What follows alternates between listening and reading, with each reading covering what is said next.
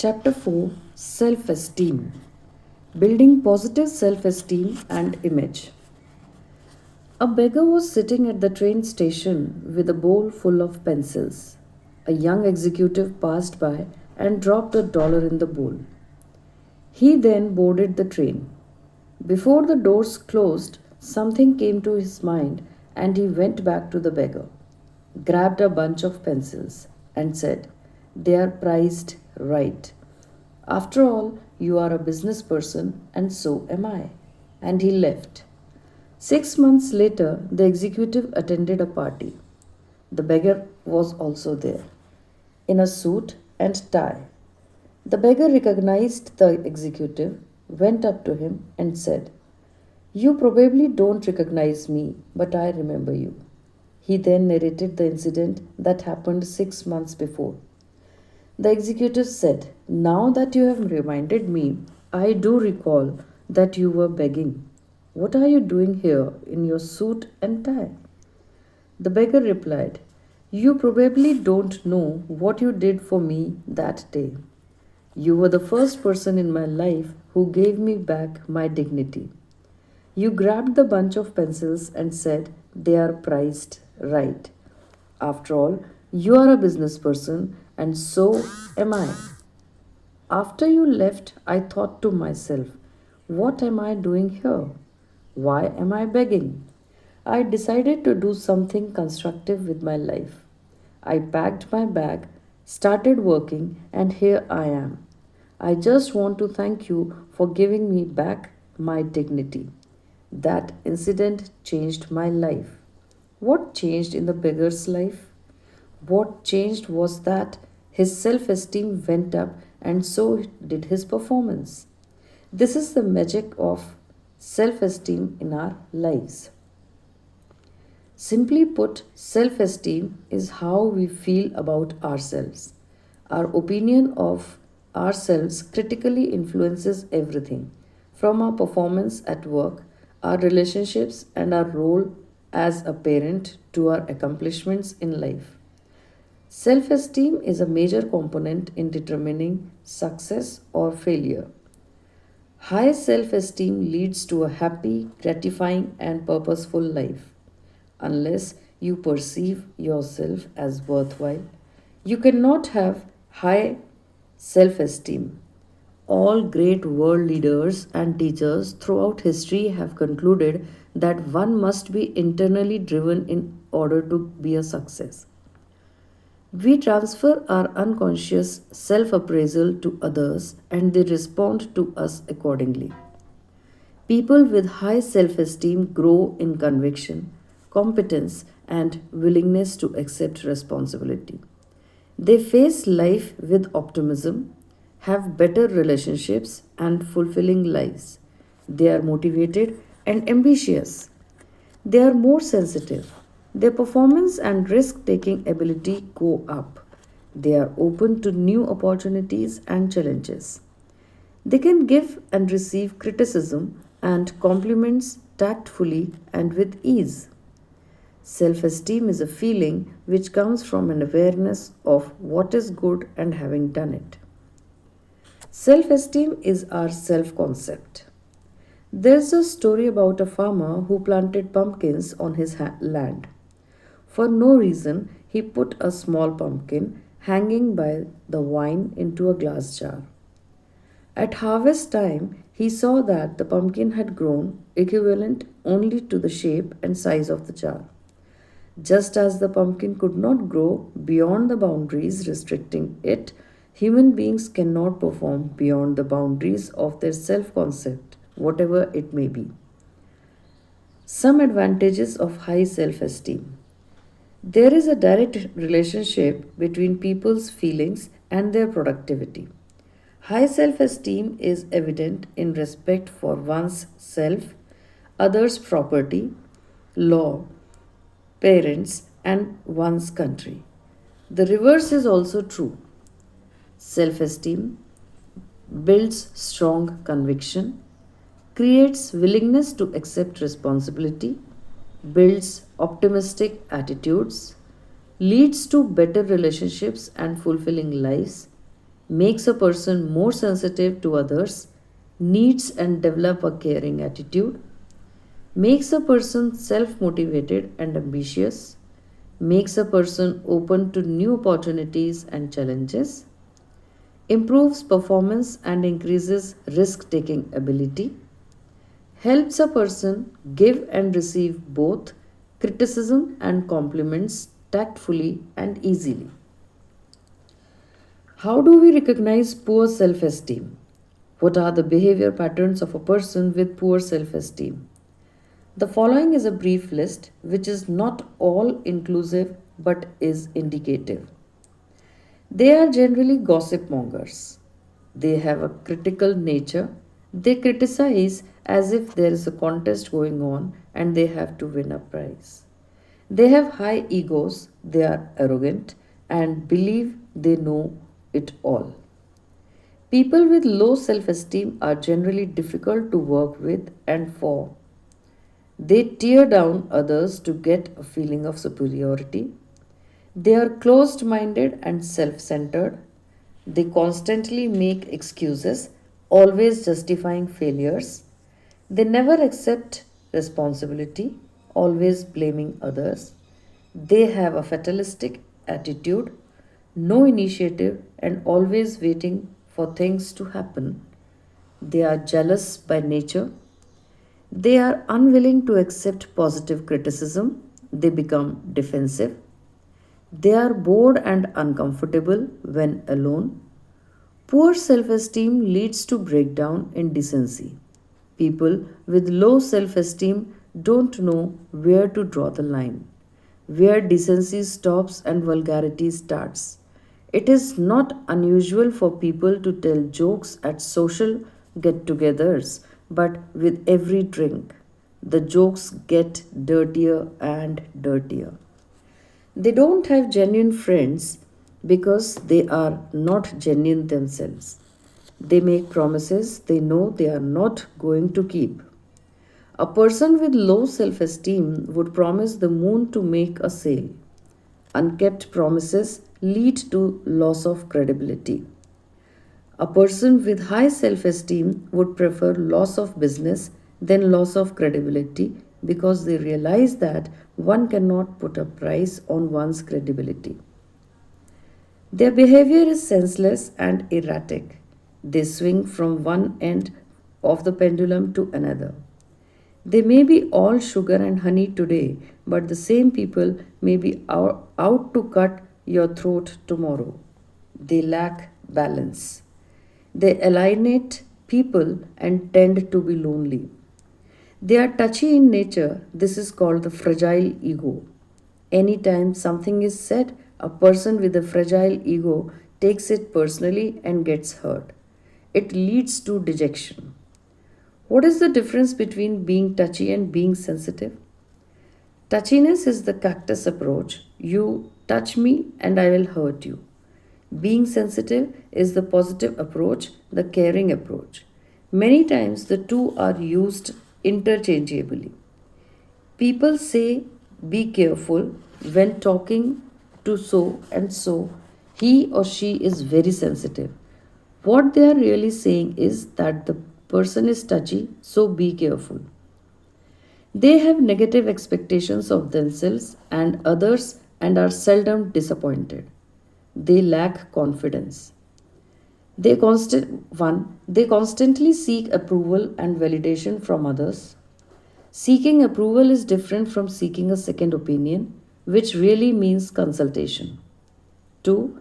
Bragging about themselves is also a sign of lack of confidence. 3. Submissive or timid behavior. These are people who constantly apologize for their existence. They are always putting themselves down, which is different from being humble. Humility comes from confidence, whereas putting yourself down comes from lack of it. A person who lacks confidence cannot be an effective leader. Others sense this lack of confidence, which results in a lack of respect. 4. Lack of assertiveness. People with low self esteem are not willing to stand up for their belief. On the other hand, Being unduly aggressive is also a sign of poor self esteem. Being aggressive in situations that require compassion does not amount to assertiveness. 5. A lack of confidence results in conformist behavior. If everybody is doing it, then so should I. Every day we see people giving in to peer pressure, knowing full well what they are doing could be detrimental, yet they do it to be accepted. People with low self esteem go along to get along. They are looking for outside validation because they lack confidence in themselves. 6. Keeping up with Jonesy's pretense. When people try to keep up with the Joneses, they spend money they haven't earned. They buy things they don't need and they try to impress people they don't like. 7. Nonconformist or attention seeking behavior. In order to gain attention, people with poor self esteem might do senseless things just to stand out and be noticed. They get a kick and a sense of importance from perversion. Some people choose to do wrong and be wrong just to be different and gain attention. Examples are people who brag excessively, the classroom clown, etc. They are indecisive and do not accept responsibility. Lack of courage and fear of criticism lead to indecisive behavior. They rebel against authority. I make a distinction between rebelling out of the courage of one's convictions and rebelling because of poor self esteem. All the great world leaders, such as Mahatma Gandhi, Martin Luther King, and Abraham Lincoln, were rebels. They rebel against authority out of the courage of their convictions. A person with low self esteem rebels against authority just because it is authority, even when the authority is right. They are antisocial and may be withdrawn. They lack a sense of direction and have an I don't care attitude which is reflected in their behavior. They have a hard time giving or receiving compliments. In giving, they feel they might be misconstrued, and in receiving, they feel they are undeserving. Feeling unworthy is not humility. Too much emphasis on material things. People with poor self esteem judge a person's worth by his possessions, not by who he is. They constantly look at what kind of car you are driving, what kind of home you live in, what kind of clothes and jewelry you wear. They forget that people make things and not vice versa. People with poor self esteem place more emphasis on net worth than self worth. Their lives revolve around ads and fads. Designer labels are their status symbols. Take away their things and they will die of shame. They get into a rat race. The problem with the rat race is that even if you win, you are still a rat. Lack of pride in themselves. They are shabbily dressed with uncouth. They are takers, not givers. Low self esteem could lead to extremes of behavior. A person with high self esteem could choose identical behavior for different reasons. He may be alone because he prefers solitude, whereas a person with low self esteem prefers to be alone because he is uncomfortable in groups. Some characteristics of people with high self esteem, low self esteem. High self esteem people talk about ideas, caring attitude, humility, respects authority, courage of conviction, confidence, concerned about character, assertive, accepts responsibility, self interest, optimistic, understanding, willing to learn, sensitive, solitude, discuss, believes in self growth, guided, disciplined, internally driven, respects others, enjoys decency, knows limit, giver. Whereas low self esteem people talk about people, critical attitude, arrogance, rebels against authority, goes along to get along, confusion, concerned about reputation, aggressive, blames the whole world, selfish, fatalistic, greedy, know it all, touchy, lonely, argue, believes in net worth only, misguided, distorted sense of freedom, externally driven, looks down on others, enjoys vulgarity, everything goes taker. The objective of this list is to provide a basis for self evaluation rather than produce guilt. It is not necessary to have all the traits. Some characteristics may be present to a greater or lesser degree.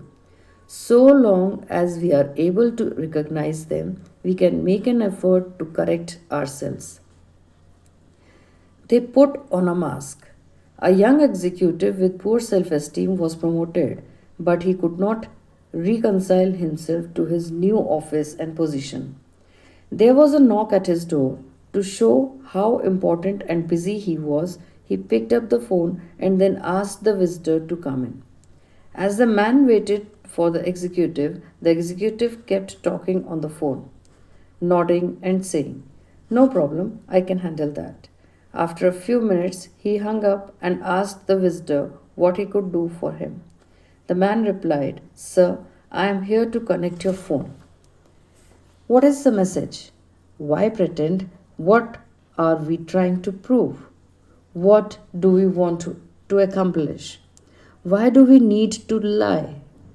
Why look for feelings of false importance? All of this comes from insecurity and poor self esteem.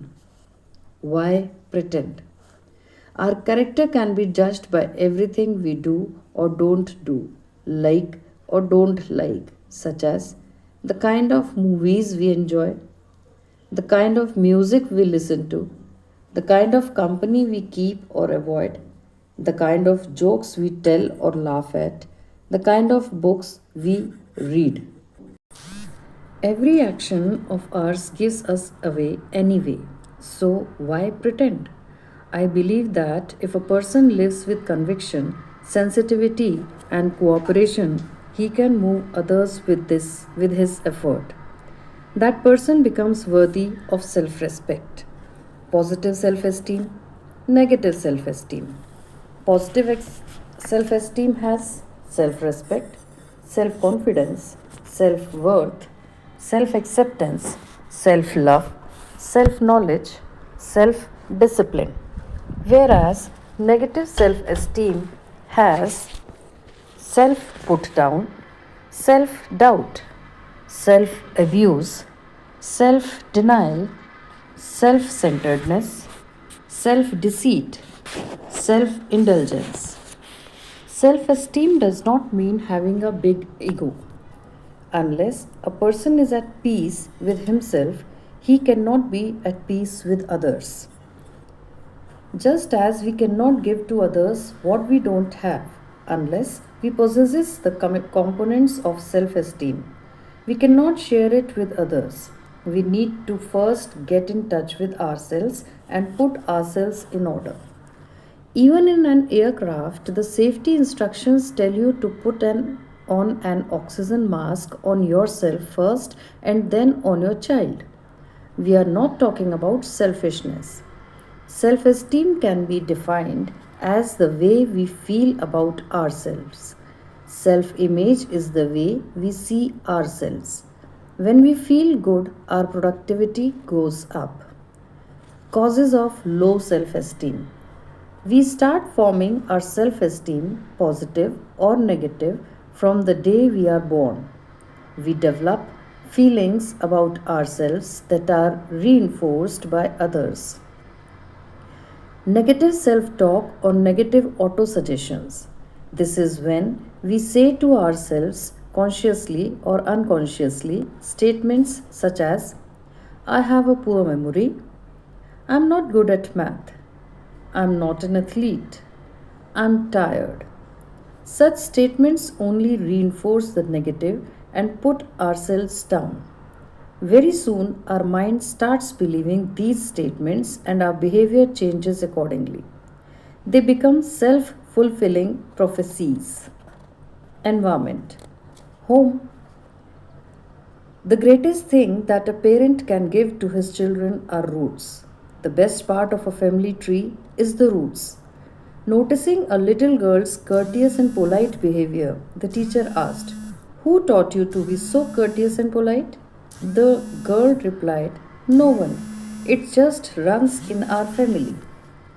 Upbringing. Fellow citizens, why do you turn and scrap every stone to gather wealth and to take so little care of your children to whom one day you must relinquish it all? Socrates. From the Moral Compass, edited by William Bennett Simon and Schutzer, New York 1995, page number 523 to 24. In order for our children to run out well, we need to spend twice the time and half the money. It is less painful to learn in youth than be ignorant as an adult.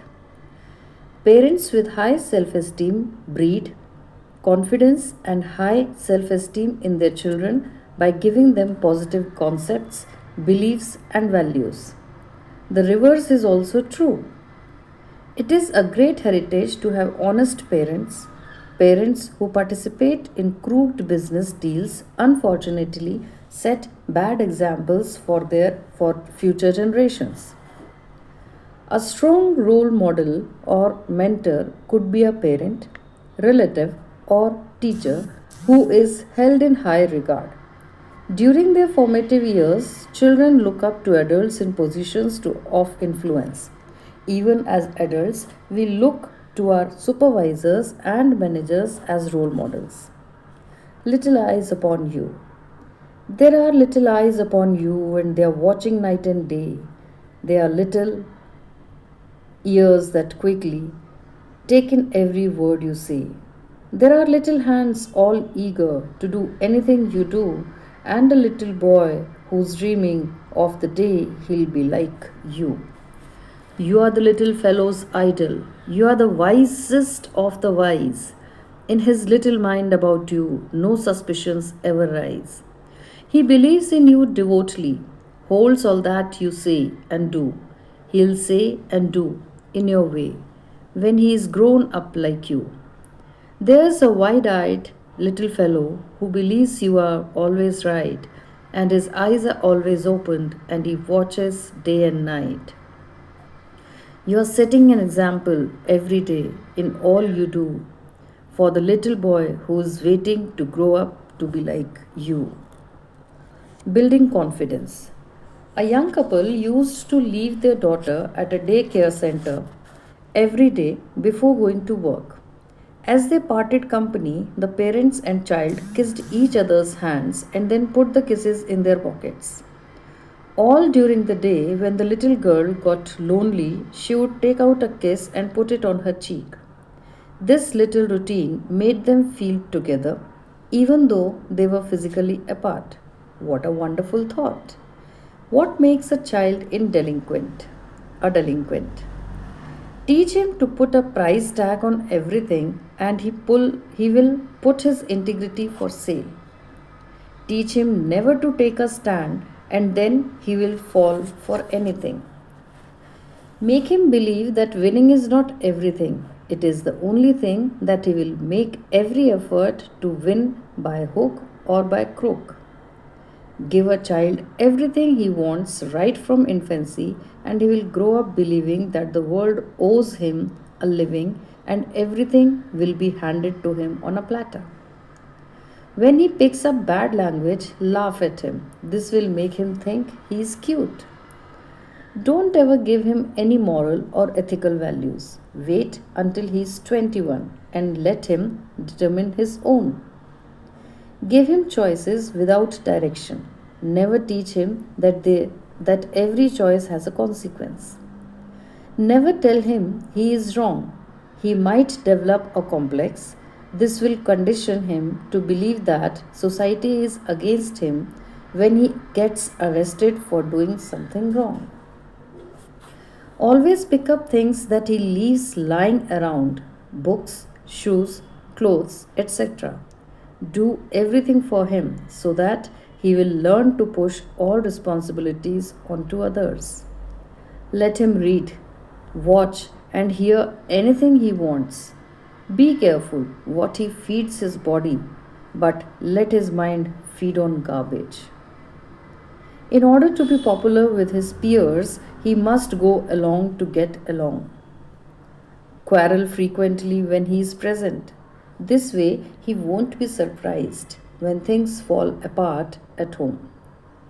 Give him as much money as he wants. Never teach him respect for or the value of money. Make sure he does not have things as tough as you did.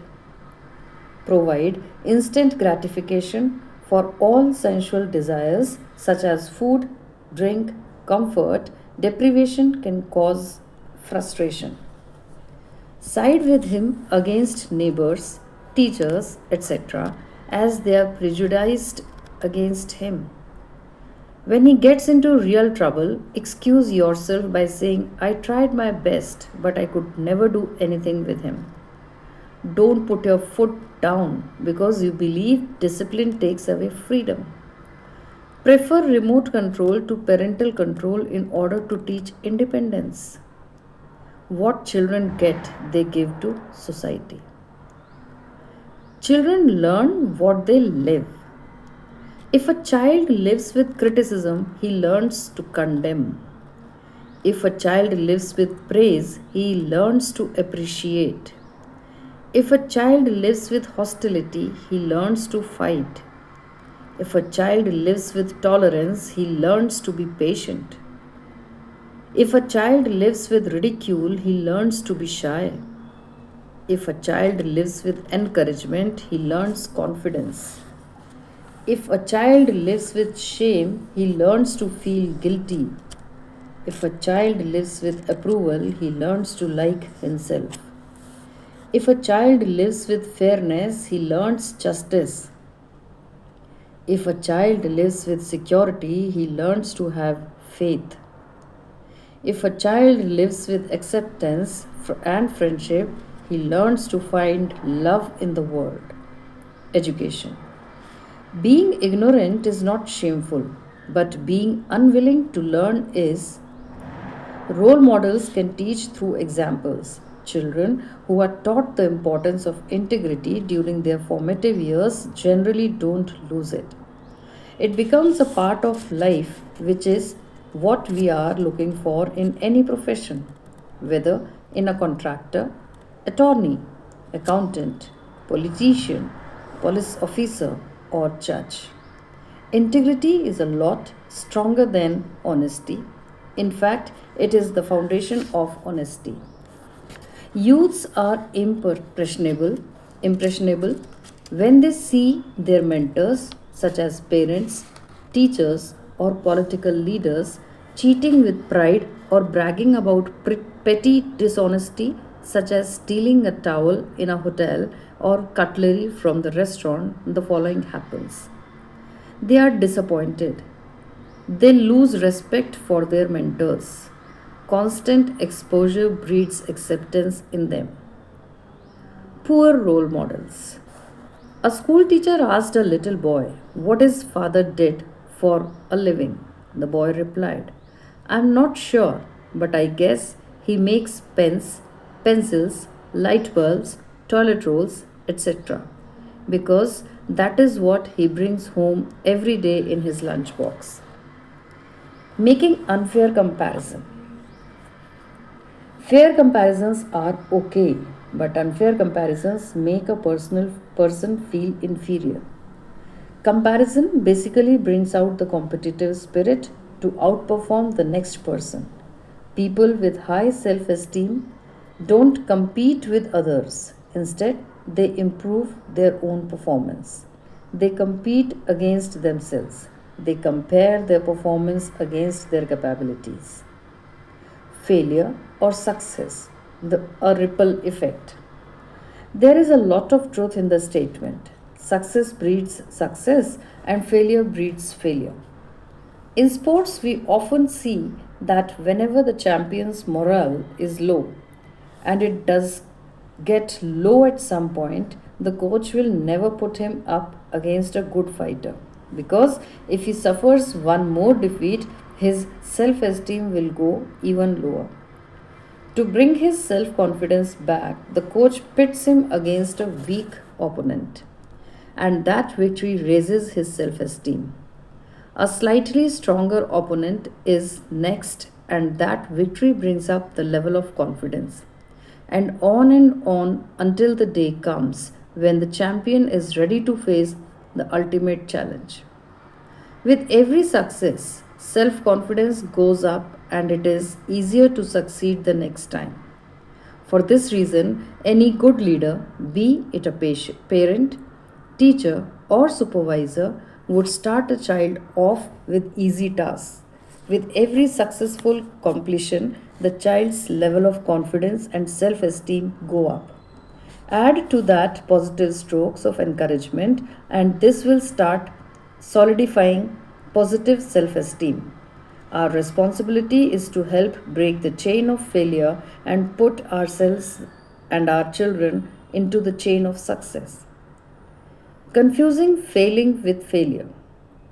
When people fail in any particular event, most get so disheartened that they start looking at themselves as failures, not realizing that failing does not equal failure. I might have failed, but I am not a failure. I may be fooled, but I am not a fool.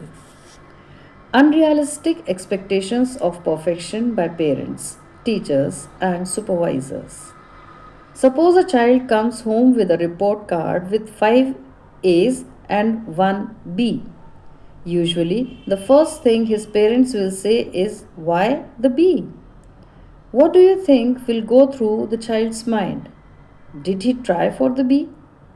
Or should his parents congratulate the child for the B and accept a lower standard? Not at all. What the child is really looking for is acknowledgement and encouragement for the effort in getting the 5 A's. A parent, after acknowledging and praising the A's, can make clear his expectations of seeing all 6 A's and offer help if needed. If we lower our standards, the chances are pretty good that the performance next time would drop to those expectations. Similarly, at work, an employee does 100 things right and one thing wrong. Guess what the boss picks on? Acknowledge the positive, but don't lower your standards. Lack of discipline. What is discipline? Is it absolute freedom to do what a person wants? Is freedom regardless of consequences? Does it mean corrective action after a problem occurs or a wrong is done? Is it imposition? Is it abuse? Does it take away freedom? The answer is none of the above. Discipline does not mean that a person takes a belt and beats up kids. That is madness. Discipline is loving firmness. It is direction. It is prevention before a problem arises. It is harnessing and channeling energy for great performance. Discipline is not something you do to, but you do for those you care about. Discipline is an act of love. Sometimes you have to be unkind to be kind. Not all medicine is sweet, not all surgery is painless, but we have to take it. We need to learn from nature. We are all familiar with that big animal, the giraffe. A mama giraffe gives birth to a baby giraffe standing. All of a sudden, the baby falls on a hard surface from the cushion of mama's womb and sits on the ground. The first thing mama does is to get behind the baby and give him a hard kick. The baby gets up, but his legs are weak and wobbly and the baby falls down. Mama goes behind again and gives him one more kick. The baby gets up but sits down again. Mama keeps kicking till the baby gets on its feet and starts moving. Why? Because mama knows that the only chance of survival for the baby in the jungle is to get on its feet. Otherwise, it will be eaten up by wildcats and become dead meat. My question to you is this an act of love? You bet it is. Children brought up in a loving, disciplined environment and end up respecting their parents more and become law abiding citizens. The reverse is just as true. If discipline is practiced in every home, juvenile delinquency would be reduced by 95%. J. Edgar Hoover. Good parents are not afraid of momentary dislikes by children to enforce the subject. Discipline gives freedom. Allowing a child to eat a box of chocolate could lead to sickness. At the same time, the discipline of eating one or two pieces a day can be an enjoyable experience for a longer time. Our instinct makes us do whatever we want regardless of the consequences. Freedom is not procured by a full enjoyment of what is desired but controlling the desire. Epictetus. There is a misconception that freedom means doing your own thing. One cannot always have what one desires. Many times it is not easy to comprehend the benefits of good values and discipline. It may even seem more profitable, enjoyable, and convenient to do otherwise. All we need to do is see countless instances where lack of discipline has prevented people from succeeding. What we think is pulling us down is really taking us up. That is what discipline is all about. A boy was flying a kite with his father and asked him what kept the kite up. Dad replied, "The string," the boy said. "Dad, it is the string that is holding the kite down." The father asked his son to watch as he broke the string. Guess what happened? What happened to the kite? It came down. Isn't that true in life? Sometimes the very things that we think are holding us down are the things that are helping us fly. That is what discipline is all about. I want to be free. We hear this phrase all the time. I want to be free. If you take the train off the track, it is free. But where does it go? If everyone could make their own traffic laws and drive on any side of the road, would you call that freedom or chaos? What is missing is discipline. By observing the rule, we are actually gaining freedom, aren't we? Is loving firmness.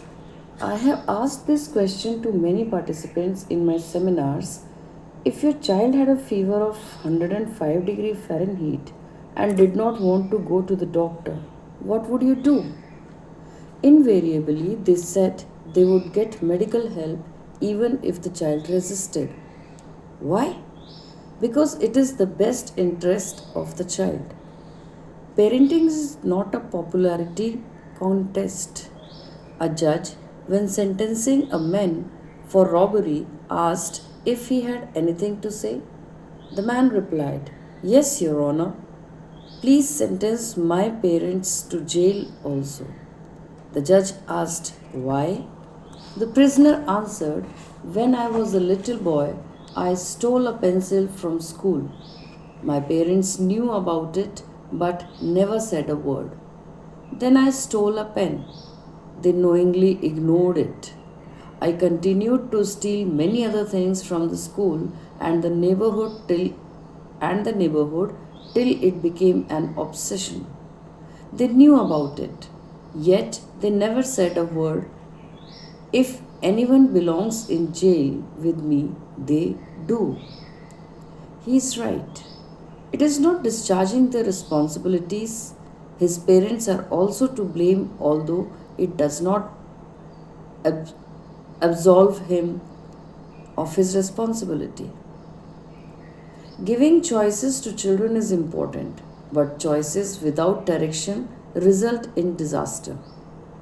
Complete mental and physical preparation is the result of sacrifice and self discipline. Parents spend an average of 15 minutes a week in meaningful dialogue with their children. Children who are left to glean whatever values they can from peers and TV. Journal of the American Family Association. Ask yourself without discipline. 1. Can a captain run a ship effectively? 2. Can an athlete win a game? 3. Can a violinist play well at a concert? The answer is, of course not. Why then do we question today in matters of personal conduct or to achieve any standard if discipline is necessary? It is absolutely necessary. Today the philosophy is, if it feels good, do it.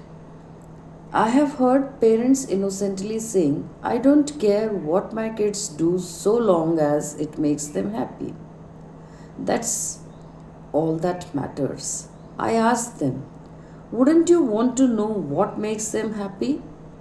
If beating people up on the streets and taking their things away are all what make them happy, there is a word in the English language for them. It is called perversion. How and where we derive our happiness from is just as important as the happiness itself. It is a result of our values, discipline, and responsibility. We keep hearing, do you do what you like? The reverse is just as true. Like what you do. Many times we need to do what ought to be done whether we like it or not. A mother comes home after a long day's work, takes care of the household chores, looks after the baby, and goes to sleep exhausted. In the middle of the night, the baby cries. Does mama feel like getting up? No, but she gets up anyway. Why? For 3 reasons. 1. Love. 2. Duty. 3. Responsibility. We cannot live our lives by emotions alone. We need to add discipline. No matter what age we are, winning in life comes when we do not succumb to what we want to do, but do what ought to be done. That requires discipline. Labeling and put downs by parents, teachers, and supervisors. Have you heard some parents playfully or affectionately calling their kids dummy and stupid? Labels stick for life. When the kids grow up, they will be sure to prove the parents right. Labels do not only stick for life but for generations. The caste system in India is a prime example of how labeling can hurt. Upper caste or lower caste. If it is not a label, what it is? What is it? Common put downs parents say to their kids are 1. You are dumb. 2. You never do anything right. 3. You'll never amount to anything. Teaching the right values. Many times, inadvertently and innocently, we end up teaching wrong values within our families and organizations. For example, we tell our children or staff to lie for us. 1. Tell them I'm not here. 2. The check is in the mail. We all look to our parents, teachers, and supervisors to teach us integrity, and many times we are disappointed. Practicing these petty lies turns a person into a professional liar. When we teach others to lie for us, a day will come when they will lie to us too. For example, a secretary calls in sick when she really wants to go shopping. Maybe the boss gave her enough practice lying for him that she has become an expert in lying to him. Steps to building a positive self esteem. Turn scars into stars.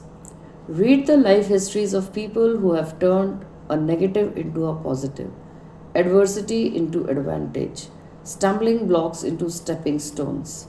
They refuse to let disappointment and failures pull them down.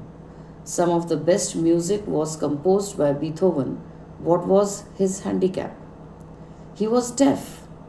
Some of the best poetry written on nature was written by Milton. What was his handicap? He was a blind. One of the greatest world leaders was US President Franklin D. Roosevelt. What was his handicap? He served from a wheelchair. The Wilma Rudolph story. When Wilma Rudolph was born into a poor home in Tennessee, at age 4, she had double pneumonia with scarlet fever, a deadly combination which left her paralyzed with polio. She had to wear a brace, and the doctor said she would never put her foot on the earth. But her mother encouraged her. She told Wilma that with God given ability, persistence, and faith, she could do anything she wanted. Wilma said, I want to be the fastest woman on the track on this earth. At the age of 9, against the advice of the doctors, she removed the brace and took the first step the doctors had said she never would at the age of 13. At the age of 13, she entered her first race and came way last. And then she entered her second and third and fourth and came way last until a day came when she came in first. At the age of 15, she went to Tennessee State University where she met a coach by the name of Ed Temple. She told him, I want to be the fastest woman on the track on this earth. Temple said, with your spirit, nobody can stop you, and besides, I will help you. The day came when she was at the Olympics, and at the Olympics, you are matched with the best of the best. Wilma was matched against a woman named Jutta Heaney, who had never been beaten. The first event was the 100-meter race. Wilma beat Jutta and won her first gold medal. The second event was the 200-meter race, and Wilma beat Jutta a second time and won her second gold medal. The third event was the 400-meter relay and was racing against Jutta one more time. In the relay, the fastest person always runs the last lap, and they both anchored their teams. The first 3 people ran and changed the baton easily. When it came to Wilma's turn, she dropped the baton, but Wilma saw Jutta shoot up at the other end. She picked the baton, ran like a machine, beat Jutta a third time, and won her third gold medal. It became history. That a paralytic woman became the fastest woman on the earth at the 1960 Olympics. Adapted from Star Ledger, November 13, 1994. What a lesson to be learned from Wilma. It teaches us that successful people do it in spite of, not in absence of, problems. When we hear or read stories of people who have turned adversity into opportunity, doesn't it motivate us? If we regularly read biographies and autobiographies of such people, won't we stay motivated? Learn intelligent ignorance. Education teaches us what we can do and also teaches us what we cannot do. I am looking for a lot of men with an infinite capacity for not knowing what cannot be done. Henry Ford. Henry Ford gave this word the V8 engine. He did not have much formal education. In fact, he did not go to school beyond the age of 14. He was intelligent enough to know there had to be a V8 engine, but he was ignorant and didn't know how to build it. So he asked all his highly qualified, educated people to build one. But they told him what could be done and what couldn't. According to them, a V8 was an impossibility. But Henry Ford insisted on having his V8. A few months later, he asked his people if they had the V8, and they replied, "We know what can be done, and we also know what cannot be done, and V8 is an impossibility." This went on for many months, and still Henry Ford said, "I want my V8." And shortly thereafter, the same people produced his V8 engine. How come? They let their imagination run beyond academic limitation. Education teaches us what can be done and sometimes also teaches us false limitations. We need to learn from the bumblebee.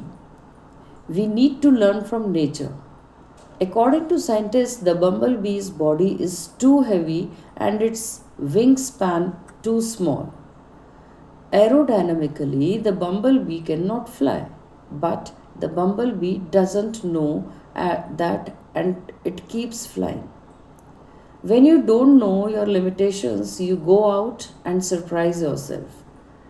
In hindsight, you wonder if you had any limitations. The only limitations a person has are those that are self imposed. Don't let education put limitations on you. Do something for others who cannot repay you in cash or kind. Dr. Carl Menninger, a world renowned psychiatrist, was once asked, "What would you advise someone if you know that person was going to have a nervous breakdown?" The audience expected Dr. Menninger to advise consulting a professional, but he didn't. He said, "I would advise that person to lock home, go to the other side of town, find someone in need, and help that person. By doing that, we get out of our own way." A lot of times we get in our own way, don't we? Be a volunteer. It builds self worth. Helping others as you would expect others to help you gives a feeling of gratification. It is a good feeling which represents high self esteem. The process of giving without having expectations or getting anything in return raises one's self esteem. A healthy personality has the need that not only to get but also to give. Learn to give and receive compliments. Don't miss out on any opportunity to give sincere compliments. Remember, the key word is sincerity. When others give you a compliment, accept it graciously and gracefully with two words: "Thank you." That is a sign of humility. Accept responsibility. We need to accept responsibility for our behavior and our actions and insulate ourselves from excuses. Don't be like the student who failed just because he didn't like the teacher or the subject. Who is he hurting the most? We have to accept responsibility and stop blaming others. Then and only then will productivity and quality of life improve. Our privileges can be no greater than our obligations. The protection of our rights can endure no longer than the performance of our responsibilities. John F. Kennedy. Excuses make the problem worse than the problem itself. We owe responsibility to 1. To self, 2. To family, 3. To work, 4. To society, 5. Environment. We can add to the greenery by planting trees, stopping soil erosion, preser- preserving natural beauty. We cannot live as if we have another earth we can move to. On a daily basis, we need to do something that makes this world a better place to live. We are custodians for the future generations. If we do not behave responsibly, how can future generations forgive us? If the average life expectancy of a person is 75 years and if you are 40 years old, you have 365 days into 35 years to live. Ask yourself this question: what are you going to do with this time? When we accept or add responsibility, we make ourselves more valuable, don't we? Practice discipline.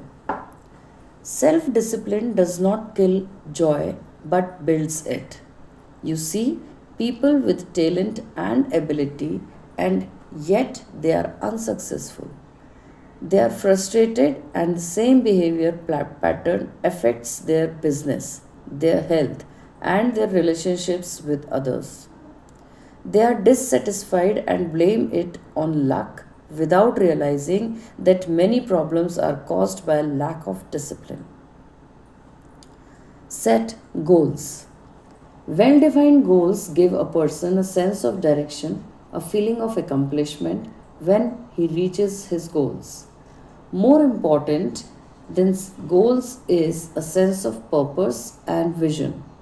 It gives meaning and fulfillment to life. What we get upon achieving our goals is a lot less important than what we become. It is the becoming which gives us a good feeling. That is what self esteem is all about. In goal setting, we never to be realistic. Unrealistic goals remain unaccomplished, leading to poor self esteem, whereas realistic goals are encouraging and build high self esteem. Associate with people of high moral character. Associate yourself with people of good quality if you esteem your reputation, for it is better to be alone than to be in bad company. George Washington. Test of friendship. Negative influences come in the form of peer pressure. People say, "Aren't you my friend?" Remember, true friends never want to see their friends hurt.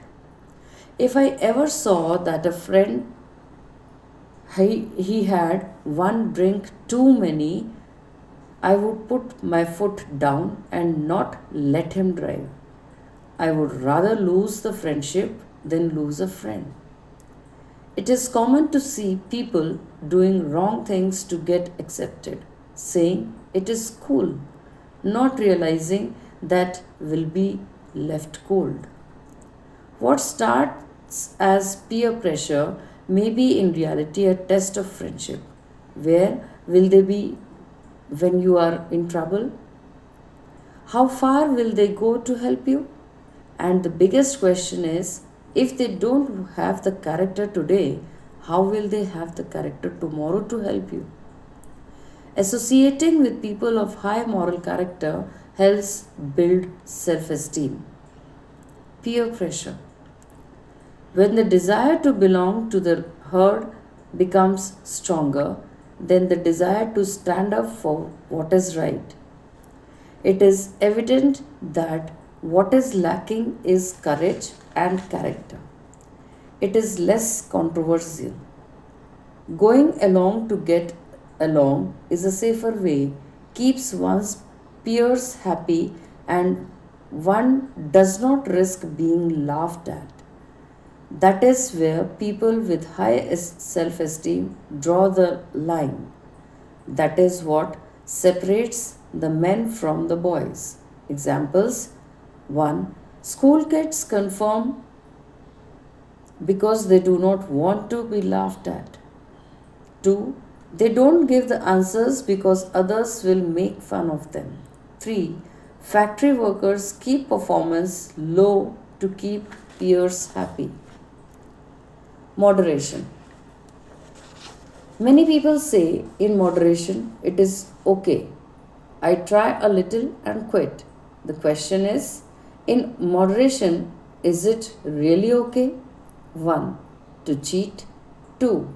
To lie. 3. To steal. 4. To take drugs. 5. To have illicit affairs. Some people frequently rationalize, I can quit whenever I want. They don't realize that negative influences are more powerful than willpower. Become internally driven, not externally driven. One day, if someone gets up on the right side of the bed and calls me and says, you are the greatest person on earth, you are doing a great job, and I want you to know I am honored to call you a friend. I know he is sincere. How does it make me feel? Great.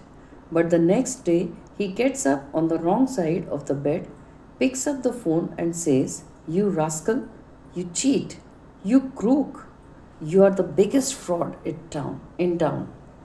How does it make me feel? Terrible. So the first day when he says you are the greatest guy, I feel great, and the next day when he says you rascal, I feel terrible. Who is controlling my life? Obviously, he is. Is that the way I want to go through life? Not at all. That is being externally driven. I want to be internally driven. When he calls me and says I am the greatest guy, it is good to hear those words. But if he does not say those words in my own estimation, I am still a good human being. And the next day, when he rips me apart, he can't really, because in my own estimation, I am still a good human being. When people make statements like, you make me angry, the focus of control is external. But if I say I am angry or I choose to be angry, the focus of control is internal. No one can make you feel inferior without your permission. Eleanor Roosevelt. There is a story about an ancient Indian sage who was called ugly names by a passerby. The sage listened unperturbed till the man ran out of words. He asked the man, if an offering is not accepted, who does it belong to? The man replied, it belongs to the person who offered it. The sage said, I refuse to accept your offering, and walked away, leaving the man dazed. The sage was internally driven. So long as we blame outside sources, our miseries will continue and we will feel helpless unless we accept responsibility for our feelings and behavior. We cannot change. The first step is to ask 1. Why did I get upset? 2. Why am I angry? 3. Why am I depressed? Then we start getting the clues to overcome them. Happiness is a result of positive self-esteem. If you ask people what makes them happy, you will get all kinds of answers. Most of them would include material things, but that is not really true. Happiness comes from being and not having. One can have everything in life and yet not be happy. The reverse is also true. Happiness is internal. Happiness is like a butterfly. You run after it. It keeps flying away. If you stand still, it comes and sits on your shoulder. Develop a mindset that brings happiness. Bitterness is a sign of emotional failure. It paralyzes our capacity to do good. Set your own standards. Be honest to yourself. Compete against yourself. Do the following. 1. Look for the positive or every person and in every situation. 2. Resolve to be happy. 3. Set your own standards judiciously. 4. Develop an immunity to negative criticism. 5. Learn to find pleasure in every little things. 6. Remember, all times are not the same. Ups and downs are part of life. 7. Make the best of every situation. 8. Keep yourself constructively occupied. Next, help others less fortunate than yourself. Next, learn to get over things, don't brood. Next, forgive yourself and others, don't hold guilt or bear grudges. Give yourself positive auto suggestions. Develop the habit of giving yourself positive self talk. Auto suggestions alter our belief system by influencing the subconscious mind. Our behavior reflects our belief system. Hence, auto suggestions affect our behavior by influencing our belief system. It becomes a self fulfilling prophecy. Examples: 1. I can handle it. 2. I can do it. 3. I am good at math. 4. I have a good memory. Our greatest strength can become our greatest weakness. Any strength overextended becomes a weakness. For example, in sales, good speaking ability is a strength. It is not uncommon to see salespeople with good speaking ability talk themselves into a sale, then talk too much and talk themselves right out of the sale. Their strength got them into it. However, overextended, it became a weakness and they lost the sale. Listening is a strength. Overextended, however, it could mean that a person listens a lot but does not speak enough. It becomes a weakness. Our greatest weakness can become our greatest strength. Anger is a weakness. How can it be turned into a strength? One lady demonstrated by getting MADD, MAD. MAD stands for Mothers Against Drunk Driving. This lady lost her child because of a drunk driver. She got so angry that she resolved not to tolerate this kind of thing in society. She organized people all over the United States to fight drunk driving. Today, she and her association have become a significant force with thousands of members and are succeeding in their pursuit to change legislation in Congress that is turning a negative emotion like anger into a strength by doing positive. Have patience. A lot of times we hear people saying that one exposure to a positive or a negative material does not have any impact. That is not true. The difference may not be visible, but something is happening. In China, there is a bamboo tree which is planted, watered, and fertilized for the first 4 years, and nothing happens. There is no visible sign of growth. But sometimes during the 5th year, the bamboo tree grows about 90 feet in 6 weeks. The question is, did the bamboo tree grow in 6 weeks or did it take 5 years to grow even though there was no visible sign it was taking root in the ground? When there was no visible sign, if someone had stopped watering and fertilizing it, would this have happened? Certainly not. The bamboo tree would have died. We need to learn from nature, and the lesson is pretty clear. Have patience and faith and keep doing the right thing. Even though the results may not be visible, something is happening. Take inventory, make a list of all your strengths and weaknesses. Successful people realize their limitations but build on their strengths. Unless we know these things, How can we build on them?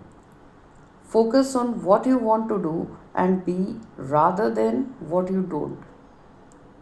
List out strengths and weaknesses. The crux of self esteem cannot be expressed better than the following words by Abraham Lincoln. World, my son starts school today. World, take my child by the hand, he starts school today. It is all going to be strange and new to him for a while, and I wish you would sort of treat him gently. You see, up to now, he has been king of the roost. He has been the boss of the backyard. I have always been around to repair his wounds, and I have always been handy to soothe his feelings. But now things are going to be different. This morning he is going to walk down the front steps, wave his hand, and start on a great adventure that probably will include wars and tragedy and sorrows. To live in this world will require faith and love and courage. So, world, I wish you would sort of take him by his young hand and teach him the things he will have to know. Teach him, but gently if you can. He will have to learn, I know, that all people are not just, that all men and women are not true. Teach him that for every scoundrel there is a hero, that for every enemy there is a friend. Let him learn early that the bullies are the easiest people to lick. Teach him the wonder of books. Give him quiet time to ponder the eternal mystery of birds in the sky, bees in the sun, and flowers on a green hill.